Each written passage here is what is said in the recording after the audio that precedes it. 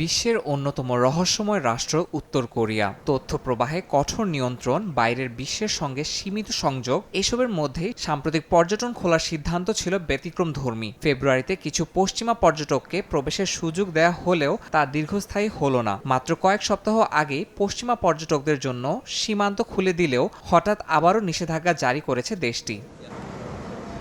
Corona মহামারীর শুরু থেকেই পুরোপুরি বিচ্ছিন্ন ছিল উত্তর কোরিয়া। ধাপে ধাপে বিধিনিষেধ শিথিলের পরও ২০২৪ সালে প্রথমে রুশ পর্যটকদের অনুমতি দেয় পিয়ংইয়ং। এরপর পশ্চিমাদের জন্য সীমিত পরিসরে রাসন শহর উন্মুক্ত করে দেয়া হয়। তবে পর্যটকদের চলাফেরায় ছিল কড়া নিয়ন্ত্রণ, স্থানীয়দের সঙ্গে যোগাযোগের সুযোগও ছিল কম।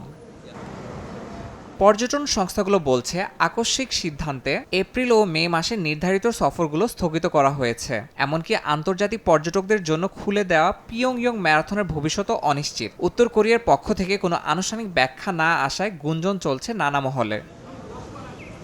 বিশ্লেষকদের মতে, উত্তর কোরিয়ার অর্থনীতির গুরুত্বপূর্ণ উৎস হতে পারত দেশটির পর্যটন খাত, কিন্তু একের পর এক বিধিনিষেধে সেটি এখন প্রশ্নবিদ্ধ। রহস্যময় এই সিদ্ধান্তের পেছনে কূটনৈতিক কোনো সমীকরণ নাকি অভ্যন্তরীণ নিরাপত্তা ইস্যু রয়েছে তা এখনও স্পষ্ট নয়। তবে আপাতত বন্ধই থাকছে পশ্চিমাদের জন্য দেশটির দরজা।